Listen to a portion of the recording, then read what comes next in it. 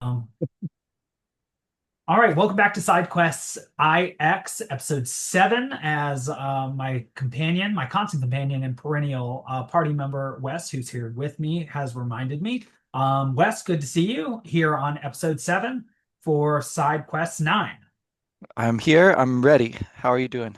I'm doing well, and it's good to see you near our regular time on our regular day, talking about, perhaps our favorite game. We'll see. Strong, very stiff competition, even from the immediate 2 or 3 or 4 years surrounding it. Also, something I recall from today, watching a video on it, is The Matrix came out right around this time too, right Oh, between wow. Final Fantasy 8 and 9, right in 1998.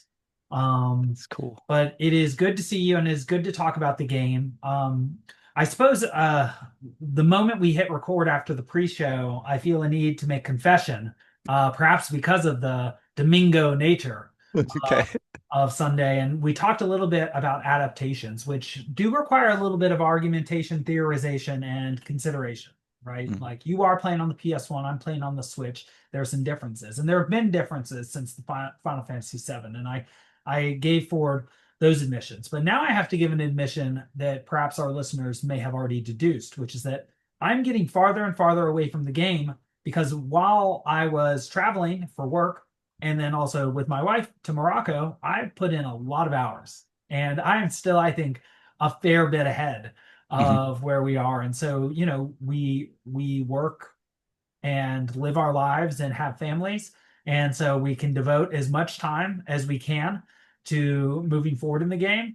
And so I find myself in a strange circumstance where I, like, maybe when I was 12 or 13, have played way far ahead and now have to retrace my steps. Luckily, though, because of the adaptation that I'm using, which is the worst of the adaptations that I'm told by Final Fantasy Union's research, I've taken lots of screenshots. And so during the pre-show, we were sharing some of those, and some interesting things came up, like the fact that we learned the name of the world in this playthrough through the scholar character, who's literally an owl, Dr. Tot, an anthropomorphized owl who calls the world Gaia, which is, of course, the Greek name for the earth.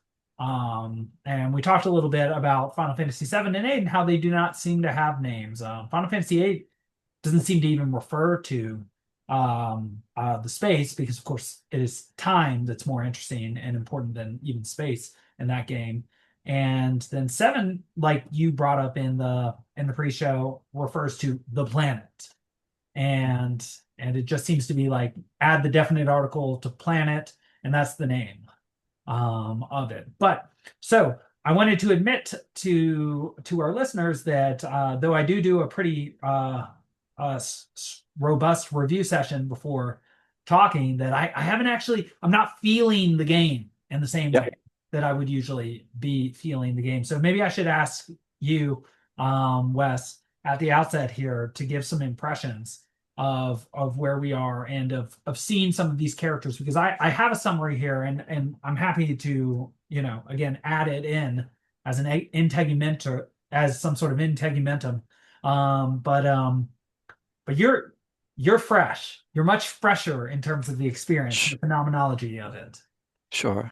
Sure. Yeah. No, I think that last time we sort of skipped over a little section, which to me is not a very memorable section, but it's when the party with Zidane and Freya fight Gizmaluk in the grotto. There's a kind of switch that happens there after that battle to where you check in with Princess and Steiner, who are traveling over the mountains. And as you mentioned, they go by cable car. Yes. And so there's just a little bit of business with the guards at the gate and then the people in the South Gate area. Basically, what's happened is as we were coming through the upper part of the gate, the airship gate, it caused a lot of damage. And so now there's all these workers and people kind of buzzing around. Extra guards are out looking for the princess, and everyone's there trying to fix the gate and get it back in working order. Um, so Steiner has this huge, you know, stick with object clearly hiding the princess inside, but also very cleverly, the princess's plan is to use pickles to mask her presence because their smell and the Oh, renown of the pickle is so terrible that no one will look very closely. So she very courageously is hiding in a sack of pickles carried by Steiner, and they deceive the guards. They have some business with the workers there, and one of the workers in particular becomes this kind of like recurring character, almost like a Moogle kind of deal, where it's sort or of pigs in wedge. they're going on like a little adventure of their own, and we kind of are accompanying them for a little while here, and that's the part-time worker Mary. And so she has a kind of boyfriend situation or something where she wants to help him out because he's kind of fallen on hard times. And so she's traveling to another location where she's going to open a shop. And sure enough, she does. And, meanwhile, we also run into, well, okay, so then there's a point at which we're on the tram and um, we kind of switch over to Zidane's party again. We go the rest of the way across the third of the continent that includes Burmecia, and we have the whole Burmecia section, right, where it's um, devastated by the attack of the Black Mages. Freya, doing her thing where she jumps way up high, right, and then you have to like laboriously climb up after her, um, and then she jumps in to save the soldier who challenges Beatrix, not knowing who Beatrix was, right? And then there's this kind of flashback for Freya where that's maybe part of why Fratley even left, right? Is hearing that there are stronger warriors out there and he might want to even challenge them. It's not clear, or he at least wants to kind of like level up to that point. And so she has a kind of flashback there, and she really wants to fight Beatrix, not only just to protect the soldier, but kind of her for herself, you know. And of course, it goes terribly because Beatrix knows Clem Hazard, just like Cloud from Final Fantasy VII. Yeah, you can do damage to her, or you can just survive a certain number of turns, and then she wipes the party down to 1 HP. Um, yeah, and so there's this indication that maybe some of the Burmecians have survived, right? And they're hiding in Cleyra, which somebody calls, I think it might be Kuja, he calls it like the sandy treehouse or something like that, right? It's like he's Also, got the a nick. city of illusion. The City of Illusion. Okay, okay, because it's protected in some way. It's a little unclear, but it sounds like Kuja's magic is going to be more than enough to get through whatever protective magic is around Cleyra. So then we switch back over once more, pick up in the tram with Garnet and Steiner, and this is of course the start of Disc 2, and it's at this point that we connect with um, Marcus and Cinna. Both of them happen to be traveling as well, and they want to rescue Blank, who is, of course, still petrified back in the forest from the very, very start of the game. And so they have heard about this item, the Super Soft, that will cure all sorts of petrification, even the extreme case that he's found himself caught in. And now this is kind of an interesting part here where there's like a dynamic of Steiner trying to protect the princess, trying to get her back safely to confront the queen, right? That's his main thing. However, she very strongly feels that she should help Marcus and the Tantalus crew. And it's a little bit unclear why. It's partly to assert herself, it seems like, she's not going to be pushed around. She's not going to do what others expect of her. And it's also partly, it seems like she feels like she's in his debt, right? She was saved by Blank and his medicine and then by the whole crew when they came in to fight the plant monster that was holding her. And so, in a way, he sacrificed himself for her, right? And so she wants to do that for him, but not too deeply beneath the surface of that is another reason, which seems to be that she wants to prove herself not to Steiner, not to Blank and the crew or Marcus, but to Zidane in particular, right? She really wants to say, she says a few times something like, "He's treating me like a child. If only he hadn't treated me like a child, I wouldn't have presumably, run away. We would have still stayed together as a team." And so that motivation and that kind of development in her character. It's not like she can really say that just yet, but it's sort of bubbling up that she really wants to, um, you know, reconnect with Zidane on an equal footing this time. And so this is a way for her to do that, perhaps by helping his family essentially. And so this takes us to a battle with the Black Mage, the Black Waltz, that is, one more time, who just sort of like gets in front of the tram as it's descending to its destination. So that's a battle again where the waltz will not actually attack Garnet. It will only attack the others. And now we have Marcus who could steal stuff, so he's kind of filling that thief role. But our team is quite underleveled compared to the other party at this point. Um, so it's interesting because whatever items you have in your inventory are shared, much like the junction system back in FF8, right? Where in this one you learn magic by equipping items.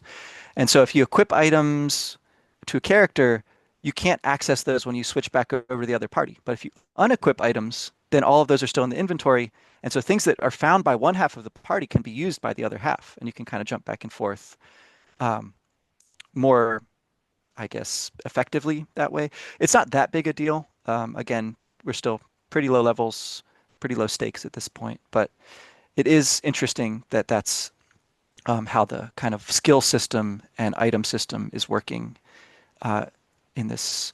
Uh, it's almost like an extended active time sequence, right? Where you're seeing what's going on with the two parties. And this gets us to the part of the plateau now where Treno, the city of nobles, is. This is where the super soft is supposed to be, and this is where, as you mentioned, Dr. Tot turns out to be. So almost more important than finding the super soft, because really, who cares about blank, right? Is finding this character, Dr. Tot, who knows some stuff. He has knowledge that's going to be really valuable for us. And there is another item that you can find up there, which is super important, and that is the Stellazio coins. So there's like these really well hidden treasures that you may or may not have been finding throughout your journey at this point. And there's one hidden in a cave that is called Quan's Dwelling. So this is where Vivi grew up, presumably, or was at least with this grandpa of his for a certain amount of time. So there's some funny notes in there about how Quan is like wondering if he can eat Vivi yet or if he's still too small. But there's also one of these Stellazio coins. And so if you find, I think it's 4 or 5 of them, and there's a couple in Treno itself, and you trade those in to this bird-like creature who hangs out with a bunch of cages in Treno, she gives you an item called the Blood Sword, which is super powerful. It will basically make Steiner, you know, broken for quite a while, and I don't know for how long, but because when he uses this item, he deals damage and then he receives back the amount of damage he deals. So not only does it massively boost his attack power, but he is like stealing the health of whatever he attacks, and so he's just a beast. And so there's some challenging enemies in the area, but once you get that, you're yeah, you're pretty much invulnerable. Um, you can check in Dali one more time. Not a whole lot has changed there, um, but there is also the gate again between that section of the plateau and the Treno section that you can pass through. So there's like a couple of these kind of side things, but there's not a lot to do in them just yet. So it's really just yeah, exploring Treno, seeing what's going on um, in this final part of the continent. I think this is the last new place, and then we're going to try to head back to Alexandria. So that's where we switch back over to the other party. They climb the trunk of Cleyra, and that's where I saved is at the top of the tree in the very peaceful village surrounded by the slightly less strong sandstorm, right? The sandstorm should be stronger. They're a little worried about this. And Freya goes off to talk to the king who's hiding there. And so, just one thing that you didn't mention during that the very nice walkthrough of what we've played and what I played, I guess, a while ago, was that we meet Kuja. for the first Yes. time in the company of Beatrix, and he's treating the rain around them as symbolic of their victory, which is an Mm. interesting thing to say because it's always raining there, literally speaking, within the game. But then we see him again at the auction house, Oh yeah, yeah. the city of nobles, also called Dark City Treno, which during the pre-show we had described as reminding us a little bit of Final Fantasy VI is City of Thieves Zozo, where one can Mhm. encounter some truly overpowered uh enemies, like the Mm. muscle bound one called like Titan or something like that that you can run into there. I don't think his Yeah. name is Titan, but he's this long-haired, like extremely muscular enemy that can cast something like earthquake on you. Or no, Yes. magnitude something. It's called like It's an earth magnitude. attack. Yeah. Yes, and so even though it's a city, since it's a city of thieves, the people are out to get you. And so you have random battles. And usually you have a respite from those in cities. But I'm forgetting we don't have random battles in this Dark City Trino. No, But there is a special optional battle that takes place in the weapon shop though. And so kind of like the Stella lady's house has all these cages, the weapon shop owner apparently has a monster that hangs out underneath and he lets people challenge it. And so yes. yeah. Yes. And is anything stolen from any of the members at any time during this? Right. Garnet goes off and immediately gets pickpocketed in an AT whatever, one of those Yes. events. Active time. Um, 8. one of the eights, yeah. And she then proceeds to sort of try to recover this money, chases this person around. And I think it's as Steiner then that you can catch the guy. And instead of getting the money back, you get a really good item that teaches the counter attack skill. And so it's well worth your while to try to successfully complete that little side quest. Again, making him even more of a beast than he already is. Yeah, and so something I just want to mention about this time because it's almost this is very much during the build in the game and building towards Mhm. an initial climax, even though we've made it to disc 2. But we're running into all of these sorts of pointers at the past. There's this system of trolleys that at the very beginning of it, there's a dedication. Sid first came up with these, and they were to celebrate 20 years of peace between Alexandria and Burmecia. So not only is there a callback to old technologies, but also an old way of things, or the Yeah. way things used to be, which was at peace or equilibrated in a good state that people would like to be permanent in some ways. And so at the other end of Dark City Trino, how do we leave? We go down to this place called Gargan Rue, which has existed since long before the airships and has these giant ants that carry one around. And so it is as if we are literally digging in to the world in a way that sort of Final Fantasy VIII didn't force one to. Yeah. Final Fantasy IX is helping us to see that this is a layered world with things below and above that we had no idea about. And this will be continued even to when we get back to Queena's initial swamp and find, oh, well, actually, this is the entrance to the Lost Continent, too.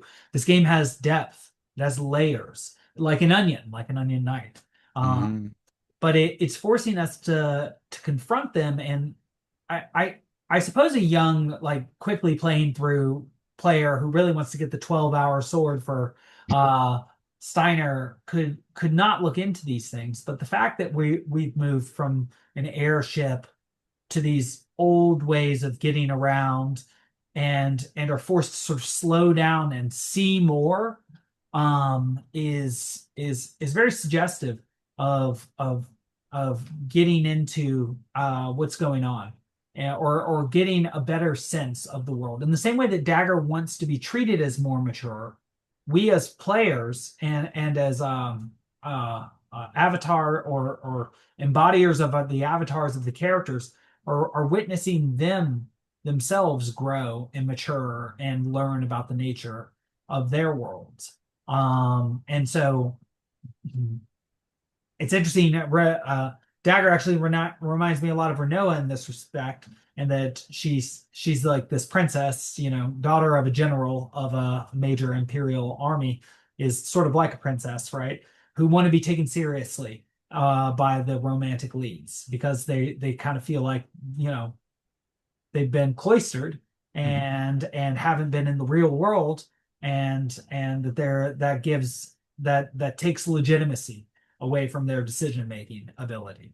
And so now we see, it's interesting, Dagger going off on her own in the same way that we saw Renoa going off at her on her own at the end of disc one, to her own detriment and danger, right? She tried to use a Dr. Odin device on Adea, and now Dagger is going to make it back to Alexandria one way or another.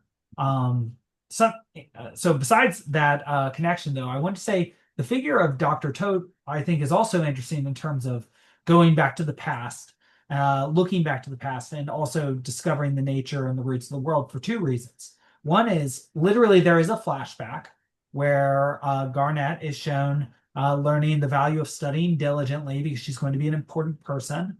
But also, like we mentioned earlier, the world's name is given to us.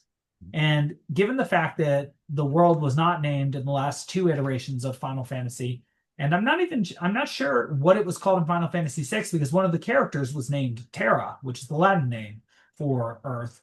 But it seems like he too is there. And he tells us a little bit about magical stones, Mhm. gems, That's right. like the magical stone that you keep mentioning in Alexandria, or the magical stone or stone that Dagger wears around her neck, and Eidolons. Mhm. Um, and he is also the one that takes us to Gargan Rue and tells Garnet that he will always be on her side. So we have this like Bugenhagen-esque figure, this wise figure, this owl, anthropomorphized owl, um, who helps us to see,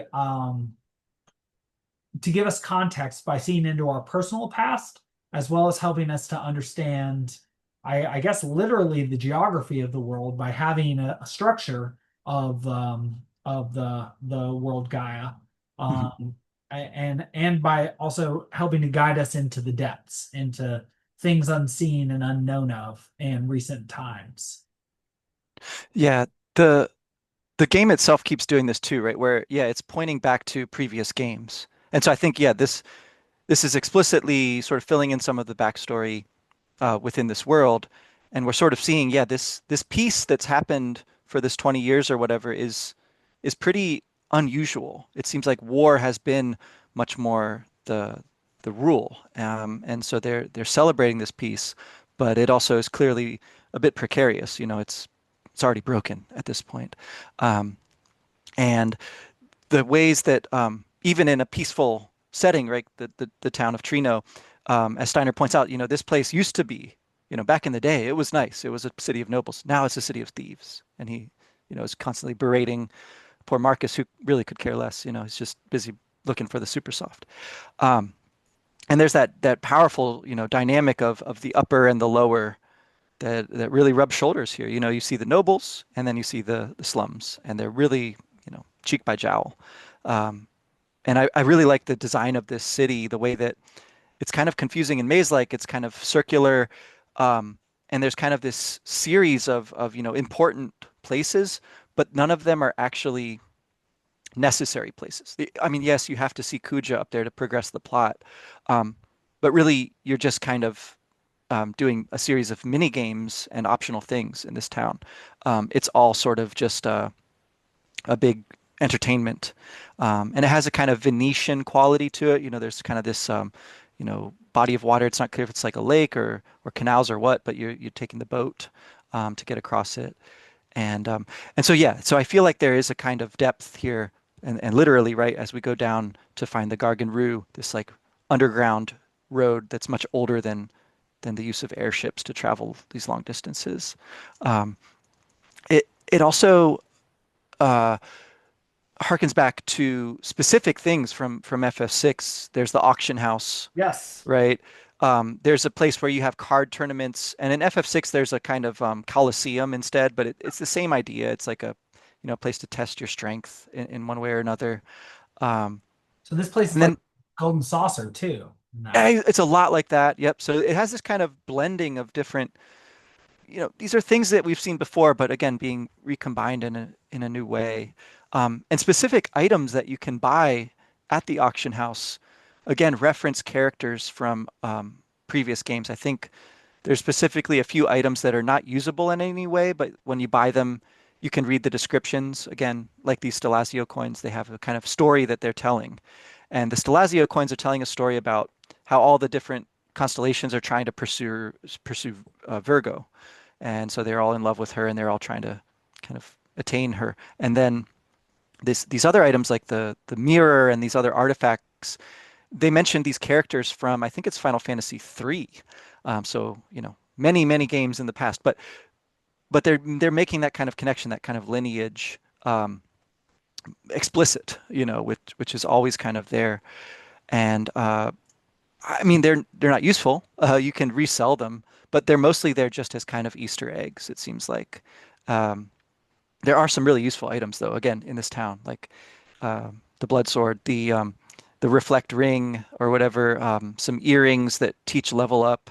So there's items that, they boost your stats or whatever, but the real, value of them is that when you buy them, they will teach you skills that otherwise you couldn't learn, at least not yet. And I think that they also it might be requisite to like buy a certain number of things to unlock better items later in the game as well. So there's a bunch of reasons you might want to spend a little bit more time in Treno than is strictly necessary. And part of it's is kind of nostalgia or scholarly interest, and part of it is just breaking the game a little bit.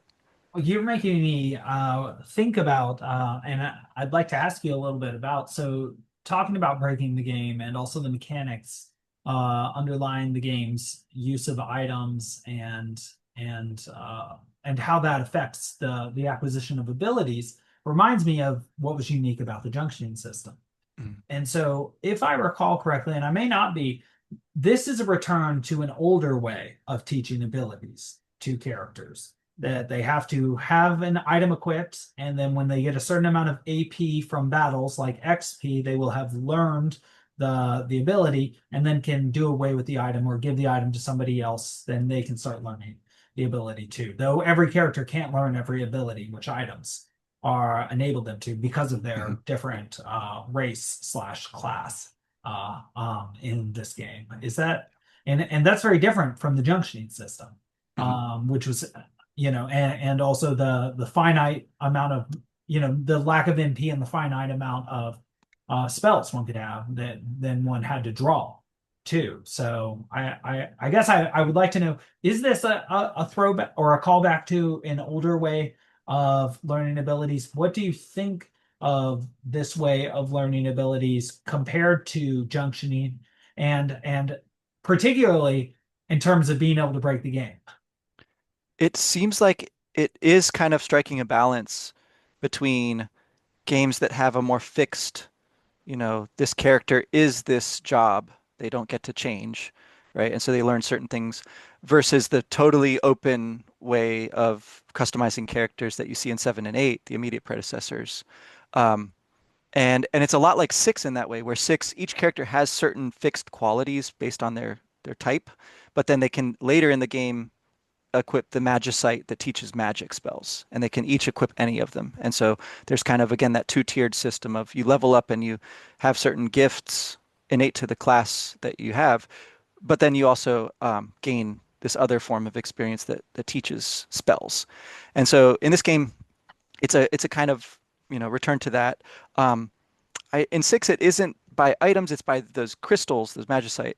Um, in It's a lot like 7 in that way with the materia. Um, and in this case, it's these items, which in a way, yeah, are very like, the very first game in the series where you're buying items that are also spells. In some way, those things are kind of interchangeable.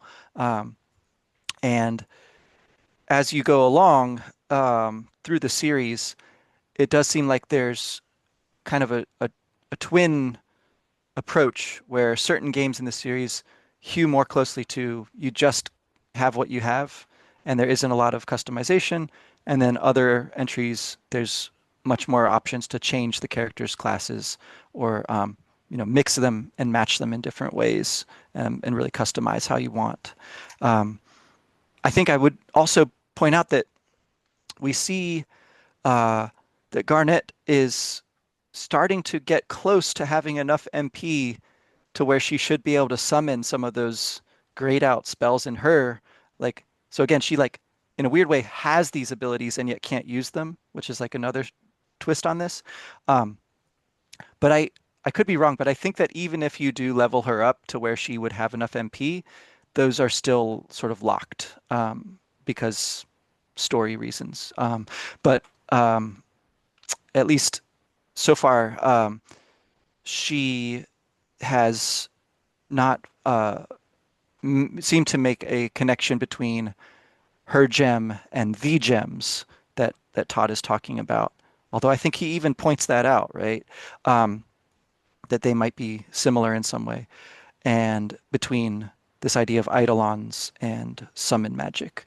Um, that's something that's like gameplay wise, sort of in the player's face. Every time you go in to use a spell of hers, you sort of see those things, and yet it's not the story hasn't yet like caught up with that, addressed that question. Um, like we know, there's totally going to be summon spells. That's a staple of the series, just like there's always a Sid. And so it's just a question of how that's gonna manifest here. Yes, and it's interesting. I was just writing down some similarities. So I recently read an article that tried to make a connection between certain common video game locales and Dante's and Inferno, the Divine Comedy, and all in all. But most of the interesting locales come from the Inferno. So like Ice Zone, like so Canto 34 of the Inferno in the Mm, lowest circle of hell, where Cocytus is frozen, or Desert Zone, where he has the violent, he has the blasphemers, the sodomites, and the usurers all in that zone. Forest Zone, he starts in a forest, and there's several other forests like the Forest of Suicides. Lava Zone, he's got a river of blood, Phlegethon, mm, as well. But Final Fantasy seems to do that as well. So like when I think of Desert Zone, Final Fantasy VI, King Edgar's Kingdom is in the yeah. desert. Final Fantasy VII has the Golden Saucer, very famously. Final Fantasy VIII has the D District Prison. Mhm, There and not to mention there are mountain zones slash forest zones slash water zones. Not only in all over Dante, but in Final Fantasies as well. So it's interesting to see these sort of geographic locales repopulated and populated in new and diverse ways. I mean, there are only so many climes, right? I mean, there are like seven of them. Like Sahel, desert, forests of deciduous forests, coniferous forests, tropical forests, yada yada yada, or excuse me, etc. I should say. Um, but it is interesting to see these geographies used in dynamic ways, at least in mhm, relation to each other. And then you get a lot of desert sort of in Final Fantasy X, just shoreline, a lot of sand, I should say. Um, but something I was going to bring up, or at least ask you a question of, is that so the Burmecians seem to be like very duty bound, very responsible. You mentioned they even have sort of a stilted, old timey like knight. Not only do they dress as knights and have a king and seem to be like sort of stuck in this chivalrous age that many people misperceive the Middle Ages as having been like, rather than being a place that developed a literature that venerated that. mhm, Um, which is really developed by Italians like Boiardo and Ariosto in the Tales of Orlando, and then made fun of by Don Quixote, or sorry, by Cervantes in Don Quixote. mhm, But I'm really interested in we meet these stilted, duty bound, responsible Burmecians, and then we go to this city of illusion that has a magical tornado around. going around it and is itself located on a tree. This would seem to have some, I mean, right, and it's in the middle of a desert. And so this does strike one as a very curious image, a giant tree with I guess tornadoes can happen in deserts, but it's almost like three different sort of natural phenomena all in the same place. A tree like that, especially that size, does not belong in a desert. The tornado around it is unnatural. Mhm. But then the people within it are like the most millennial hipster yoga California individuals I can, and these are things that are true of me too, right? Like yoga and Californian. Um, but they're very much they're like the opposite, not simply of their own brethren from Burmecia, but also of Sid's people as well, who are much more like engineers. I'm forgetting the name of Sid City for the moment. In Oh, Lindblom. oh, Lindblom, of Yeah. course. Yes, right. And so even within their own sort of race, because this is something we hear that they, and we mentioned this last time, like the engineers from FH and Final Fantasy VIII from Estar, they split off from the Burmecians, Right. and they've chosen this life. There's also a windmill there. There's the second windmill in this game we've seen. Vivi drew attention to the first one in Dolly, and you drew attention to the one that we saw in Final Fantasy VIII and not Dalette, but Timber. Timber, right? It was Timber, but as a not as its own structure, but um, as part of a representation within a store or Hmm. whatever one, a model. There we are. Yeah. And so why is this called the City of Illusion? Does it relate at all to the Dark City of Treno and Perceptions? Does this give us any insight into Vivi's current conundrum as well? So we've seen now the interaction between Quina and Freya and Vivi, where Freya says, "Vivi, you might not like what you learn moving forward." He says, "I have to know." And he's like, "What if I'm not human?" Quina says, "You're definitely human. I'm not human, so it doesn't really matter, but you definitely are." Mhm. Um, but so there would seem to be something at stake for what he is and who he is if people or character in soldiers of the same species as him are committing atrocities. Mhm. But then, even within this same race of Burmecians, they have two different, very distinct ways of life being shown to us. So different that they don't tend to cohabitate. The one will help the other civilization when it's being destroyed out of sort of a ratinarian aid package, humanitarian or anthropomorphized rat humanitarian. It's not humanitarian, right? That's a human centric way of looking at things in this world that has all sorts of sentient beings. Um, but right, why do we have these two peoples contrasted? Um, or they're very different lifestyles highlighted in front of us at this moment. Well, yeah, it seems like the dynamic between the two is very much like you said, parallel to Fisherman's Horizon and Estar, where, where whereas though Estar in that game almost pushes the illusion thing further, right? Because they essentially cut themselves off from the rest of the world. Um, Here, Burmecia still seems to be involved in the world. News comes and Fratley leaves to go and pursue. And so yeah, but the idea that Cleyra as a kind of pacifist, sort of almost like a desert hermit kind of thing is what I was thinking of. Like the Qumran, people, where we get the Dead Sea Scrolls.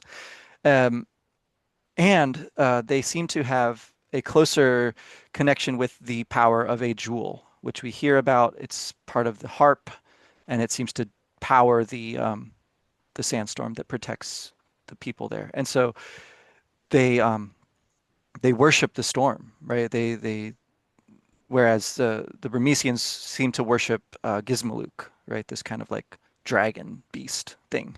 Um, so that yeah, there it does seem to be setting up a kind of juxtaposition and contrast there.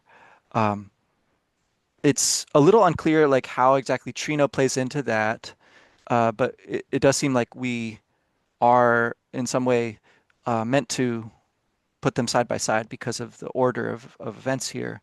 And it may just be that the way that Trino operates with respect to Alexandria is almost like a parasitic thing because of the slum people, the noble people constantly, you know, insulting one another, stealing from one another, oppressing one another.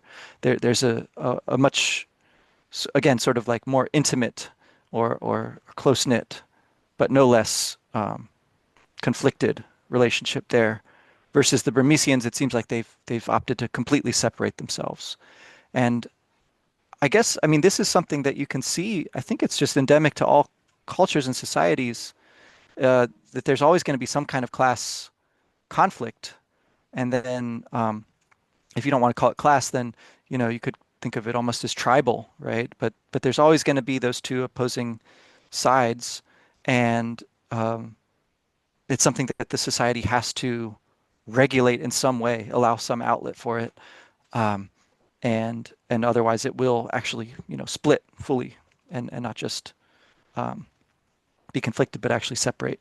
And then I mean I would think that that would just recapitulate itself, though, no matter how small the unit of group of people is, it's always going to find some way to be divided against itself.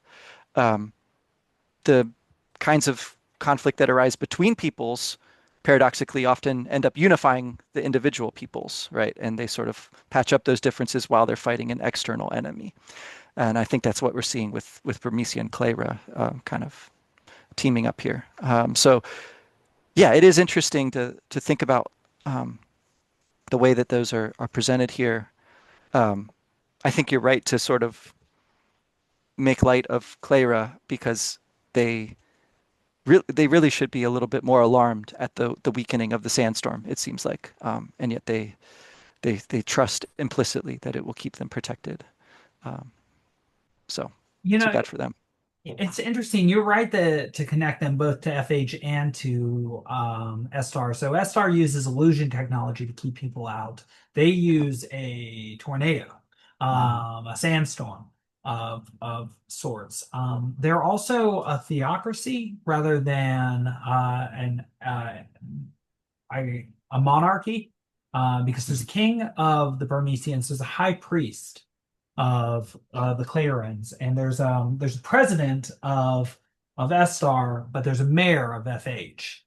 Mhm. Um, and so right, so they're these sort of religious individuals. There are several sort of dancing priests around female, and there's a harp that needs to be played and a song that needs to be sung. And so this reminds me a little bit of just, major moments like in six when Celis sings the opera part, or Eyes on Me by Mhm. Final Fantasy VIII, that we're going to have a big important music number. I guess there were a couple big music numbers in Final Fantasy VIII, not only with Julia singing, but her daughter dancing with Mhm. Squall and during the Seed graduation ceremony. Um, but yeah, right. They seem like a much more liberated or and definitely less fastidious sort of people from those around them. But I guess I was trying to connect Cleyra to Treno, and that they might and be a place, and I don't know if this works, where there is a certain image of it, but that it doesn't necessarily fulfill the image, or whether because it is called the City of Illusion. But I don't know why it's called the City of Illusion, as if its magic were in some way non-effective. It obviously is. Um, it it will not end up saving them, but only because part of their the magical object that supports their sandstorm will be destroyed through some sort of means, perhaps nefarious.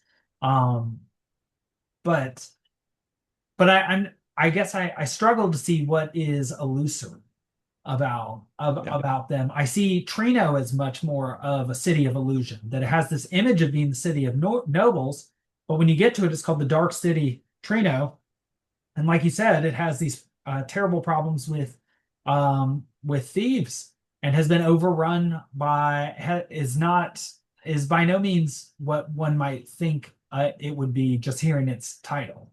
Hearing the Hmm. city of nobles, one imagines a very nice place with perhaps very expensive weapons to buy and an apothecary or something. But it's always dark, and it has this sordid auction house in it, and these strange delights. It plays with one's expectation, but then is very different from what one expects very consciously.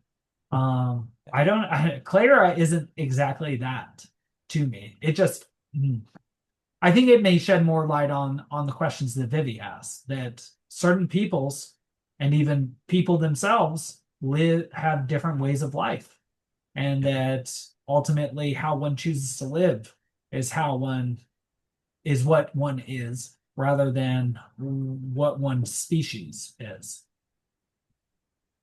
Yeah. I mean, I think the contrast between our characters is highlighted here in some ways, with yeah, Vivi uh, being mistaken for, just being another one of the black mages, and he keeps insisting that he's different from them, um, versus uh, Quina, who is simply looking for something that they can eat, and is almost in despair because they seem to have no good food here. Uh, I think there's a few little interactions where Cinna similarly is, just missing the tram over and over because he keeps scarfing down the special cakes, and then eventually he gets like thrashed by Baku for his carelessness, versus Marcus, right, who is so focused, on getting the super soft, and uh, really, not a comic relief character at all. It just sort of like, very very dutiful, almost in the way that Freya is presented here. Um, she's making up for lost time. Of course, she's been away, hasn't protected her kingdom because she's looking for Fratly. But yeah, I find it interesting that as the game continues to uh, separate out characters as soon as they reach a town, to allow us to kind of develop them independently, and then bring them back together. It does invite us in that way to kind of set up each of the locations, the biomes, whatever it is, kind of look at them as well. And it's almost like the game is teaching us to try to compare those things, see how they illuminate one another, perhaps, or at any rate, sort of play off one another. And it does that again for comic relief, for developing the story, um, but also just I think to make the game more entertaining. It's it's a little bit tedious at times. I see that, um, but I think it is a pretty cool experiment, and one that, uh, could be, I think, something interesting to think about from a kind of game design standpoint, um, as a way to address the same problem that, in literature you get with spatial form of telling more of the story. Um, Now, yeah, I think uh, the music and the ways that the music kind of becomes part of the story itself, and not just background, for the player, is also being brought to our attention here. Um, I think the the dancing and stuff, I haven't actually gotten to it yet, but it does. seem like that is going to be something like what we saw at the very start of the game with the theater performance, Mm. possibly. Um, and then again with the hunt, the festival as another form of that. Right. This is a motif in this game. So something I'll kind of look at. And something I think you will also soon run into is you haven't fought the boss in Cleyra No. yet. Have you? So we run into a character that we had an uncomfortable discussion about, and I believe in our first ever discussion, the so-called Rat King shows who we had to sell ourselves into slavery for. As Oh no. and it turns out that he, like Dagger, has been hiding his true identity. But because of Vivi's interaction with this character, he can, to some extent, speak to Vivi's character in a way that others can't. And it may turn out that he, like Dagger slash Garnet, is somebody whose opinion is listened to given his social rank. And so we Ah, have even more sort of fairy tale slash identity and transformation and questions of character, rank, and identity um, right in front of us, basically. yeah. Yeah. Um, and uh, and so you will get an answer to the question. His name, interestingly enough, will be Puck, um, like the character from the court of Oberon and Titania in Shakespeare's A Midsummer Night's Dream and the Yeah. Wicked Fairy. I'm forgetting. Yes, I'm forgetting the other name that he goes by, the more formal name that one would call him if one were not um, uh, Oberon, for example. But in any case, right, okay. And so before we go, then, was there anything else that you wanted to touch on? I think looking at my notes here, have said most of my piece. Yeah. I mean, I think we just kind of glossed over it, but the scene with Tot is a really interesting one that again has a pretty clear parallel to like an FF7 meeting Bugenhagen in his kind of observatory Cosmo, uh, seeing the planet. planetarium thing that he's got going on. Exactly, right? And so um, the the way that that's presented here is abbreviated in a way. Like it's not like he's giving us all of the information. Again, he's kind of like presented as a scholar trying to figure things out himself and piece them together, versus Bugenhagen, who seems to sort of know everything.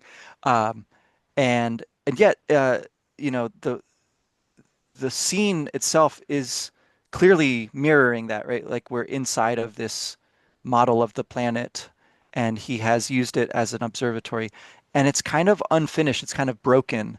Um, I that's not like drawn attention to or anything, um, but I wonder about that as a kind of model for what this game is trying to do. Again, by taking things apart, setting them kind of next to each other, comparing them, and then bringing them back together, it suggests that this is how we understand things best. And the actual model itself, like by going underneath, by going inside of the planet, by being kind of situated in that way, it allows us better to observe whatever's happening, you know. And so this kind of like being connected, being reconnected to roots, right? Um, it's something that's just mentioned in Lindblom that there's these roots that we can follow to go where we're going. We don't know what those roots are for exactly, but giant tree and Cleyra starting to seem like there might be a thing going on with a kind of world ash or Yggdrasil kind of thing. And so with Tot, you know, he I think he'll be recurring. We'll come back to him and we'll learn more from him perhaps later. But yeah, very very similar to a Bugenhagen or a Satan kind of character in Xenogears, right? This wise old man sort of thing.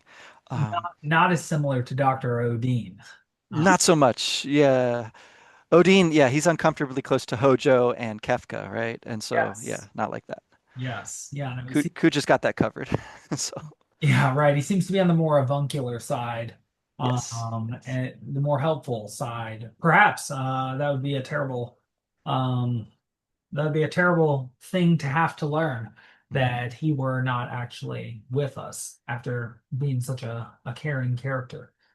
Sort of like um, one of the captains from the anime Bleach, whose name I'm forgetting, but he wore glasses, and his defection comes out of nowhere, and he becomes one of the most powerful beings in the whole universe, and also one of the greatest enemies.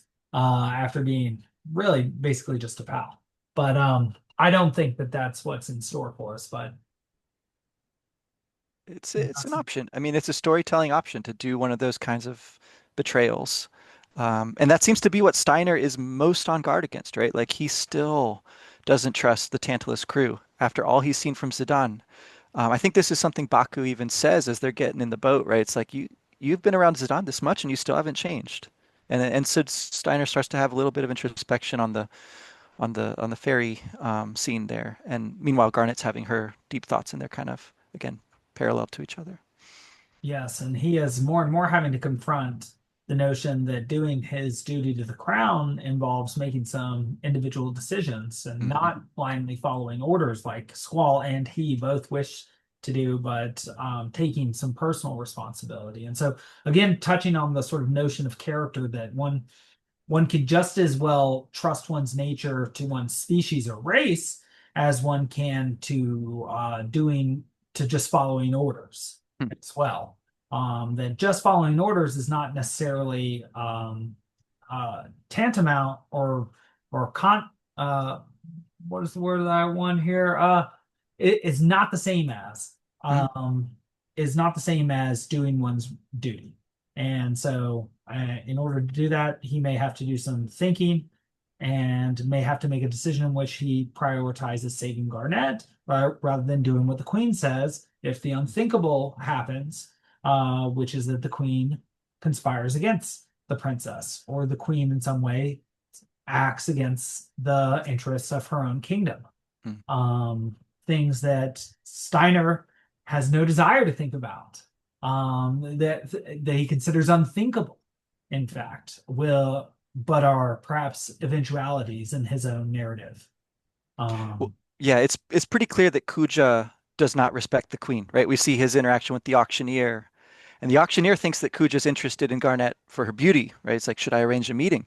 right. But he just wants to capture her for some other purpose of his own, and he makes a direct allusion to the canary thing, which Tot also Yeah, comes up because she's reading that in the memory.